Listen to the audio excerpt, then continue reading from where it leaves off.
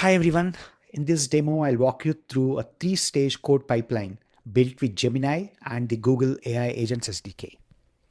This pipeline has three agents: a code writer that generates code from natural language request, a code reviewer that critiques the code, and a code refactorer that improvises the code based on the review. I'm going to walk you through the code from top to bottom. The parts are marked in the file as comments part 1, part 2, and so on.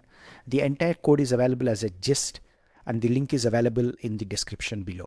So let's start with part 1, imports. So this is straightforward, and I want to focus primarily on the new imports that are specific to this multi-agent system. So LLM agent is a single LLM powered agent with role and instructions. We are importing that here. And then the sequential agent lets us chain multiple agents together into a pipeline.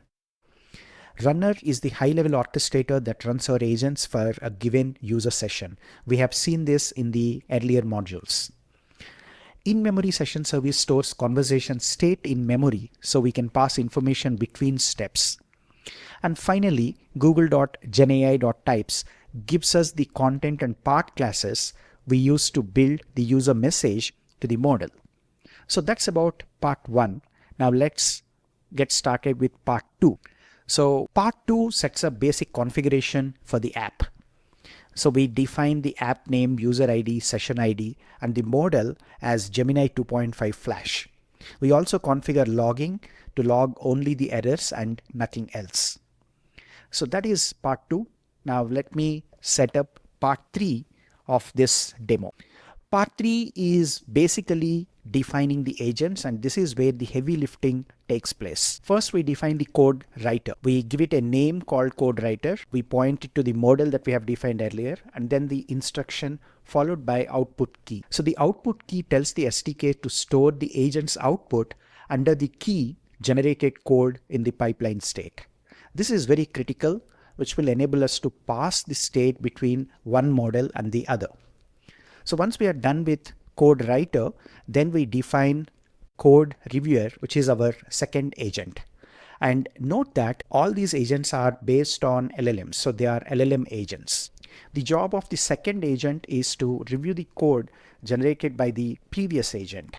So we have appropriate instructions and the output key as review comments. Now, what is very important here is the way we are passing this state from one agent to the other, and that happens through the output key. Finally, when it comes to the definition of agents, we have the third agent, which is the refactorer. Now, this refactorer is going to be responsible for rewriting the code based on the recommendations that came from the code reviewer or the critic. So we are going to save the output in a key called refactored code. So that ends part 3 where we define the agents. And now we will create the pipeline. Now this is the most essential part of the multi-agent system. So in part 4, we create a pipeline which is a sequential agent. Now I want you to pay attention to this because this is where we are combining two different agent types. The first is the sequential agent, and we call this as code pipeline. And the sub-agents for this are the code writer, code reviewer, and code refactorer. Now, each of these agents are essentially LLM agents. Now, I want to emphasize and call out that it is possible for us to mix and match agents when we are creating a multi-agent system. In this case, it's very obvious that we are creating a sequential agent that is composed of 3 LLM agents. So that is part 4. And in part 5, we go ahead and set up the runner.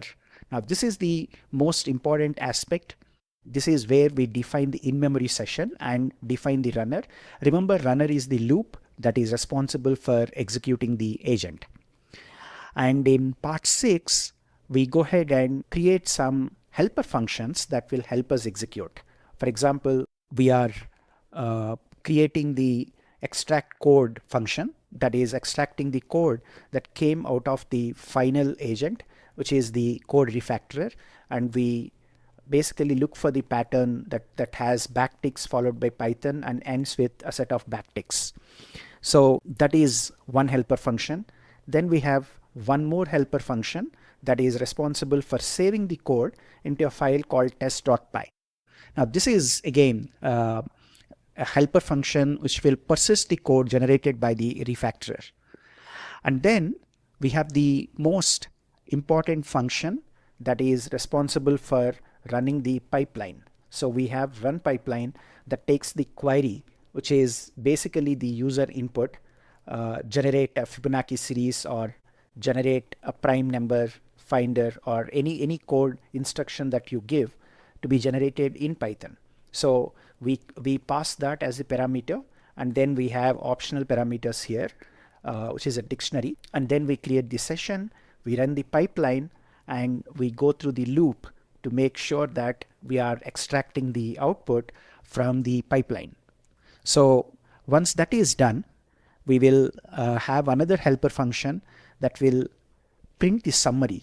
Now this is just to make sure that we see the progress visually.